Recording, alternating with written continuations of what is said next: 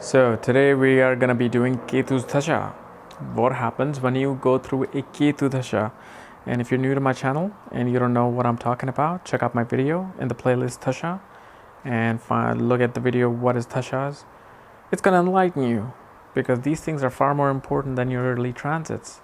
Dashas are the reason why how Vedic astrologers or astrologers in general can predict and should predict, because these are the timetable of your life. You're always ruled by a certain planet. Okay, so Ketu, the south node of the moon, its dasha is 7 years long. Okay, and so what is Ketu? Ketu is letting go of things, letting go of the material world and embracing the spiritual world. Ketu is the things that we have already accomplished in past life, and we don't care to concentrate on them as much in this life. Ketu is content with what it is in this life. Okay, Ketu is also represents enlightenment, spirituality. Ketu is a very spiritual planet. This is why it lets go of all the material things, where Rahu is the complete opposite. Okay, and in my studies especially, I have seen that majority of the people tend to lose wealth on their own or without their consent. And this is the time when people really feel that they want to discover themselves. Ketu is a time when a lot of people go through major financial disharmony in their life.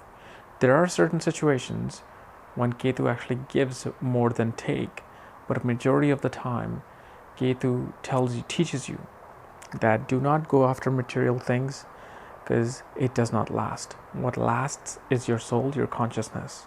So this is why people need to be aware that when your Ketu Dasha comes in, do not try to run after material things, because the more you run towards material gains in Ketu's Dasha, the quicker they're going to be taken away.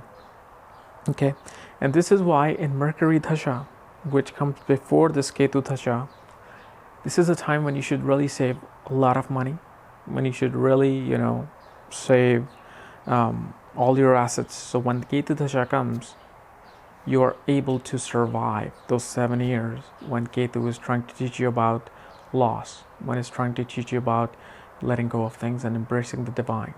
Okay, and this is why majority of the time I saw that people were going through feeling miserable because they lost their business and they lost all this wealth and they don't know what to do. Most of the time it happens, but Ketu actually sitting in the 11th house and second house gives a lot of gains as well. So if you have Ketu in the 11th house or second house, you actually will find money that you didn't even need. That's what Ketu is.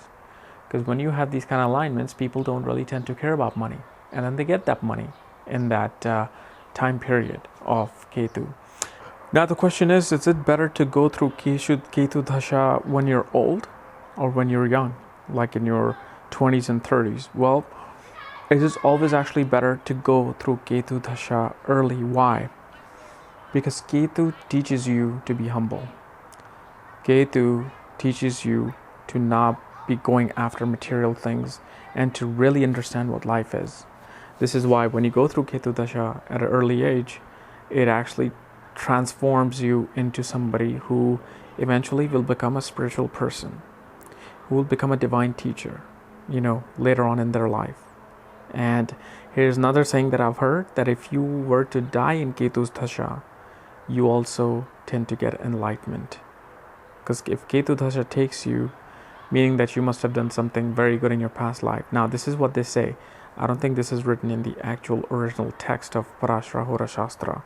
Okay, but I've heard this. Now, depending upon the house that Ketu is sitting in your horoscope, and you go through a Dasha, what you need to know is you need to be very, very careful and delicate about how you handle that situation. So let's say Ketu is in your 7th house, and you're going through this Dasha in your mid-30s. You need to be very careful on how you approach your marriage, and the best thing to do is if you, let's say you have Ketu in the 7th house and you're going through the marriage dasha, try to revive your relationship. Try to renew your vows. Okay? If you think you're going through a little tough time, get counseling. Try to get counseling during this time and try to rejuvenate that energy that you had when you first met your wife or a husband. Ketu is in, let's say, your 10th house, okay, and you are going through between your 25 and 32 years of age. This is like your prime time, okay. However, you should always be humble. Do not try to, if you think, let's say you're going through a Ketu Dasha, you're working for an IT company and you're like, oh, I'm not getting the raise that I need to. I think I need to talk to my boss, okay. Be very careful of the situation. Know how your boss is, know how your environment is. If you have even a little bit hunch that you asking this raise can backfire on you, most likely it will backfire on you, and you should be patient about it, or at least get advice of somebody you trust before you make these kind of moves. If you make an investment in Ketu Dasha, and let's say Ketu is in your 12th house or 8th house or even 6th house, be careful. If you're going to buy a property, don't buy it in your name. Better to buy it in your wife's name or your husband's name, if you go through this Ketu Dasha. So these are the things that you can avoid in Ketu's Dasha, and go to your Venus Dasha afterwards, which we'll cover tomorrow. But yeah, just need to be careful about, how you think, how you approach things. Do not be too materialistic in this Dasha. If Ketu's trying, because every planet is trying to teach you something, and Ketu is trying to teach you to let go of the material wealth. Not just let go and give away everything, but do not concentrate on that. Because Ketu is going to bring you situations that are going to make you feel like, yeah, life is not about getting that car or getting that TV, that flat screen TV that I wanted, or that big house I wanted. No, Ketu is about taking you to a spiritual journey. Ketu is going to bring you in contact with people like Deepak Chopra, who's going to say, you know what? This is life. Let me show you what life is. You go through so many hurdles that you're like, what do I do now? And then what happens when people go through a bad time? They look towards God, look towards spirituality. They want to know who they are. So guys, this is my analysis on the Ketu Dasha. Tomorrow I'll be covering Venus. So if you're new to my channel, subscribe above, because hey, I'm going to make this the encyclopedia of astrology, this channel, and more cool stuff coming soon too. And if you want to know more about astrology, check out my link below. Check out my website, my articles there, my book there, Astrology at the Speed of Light. All right, see ya.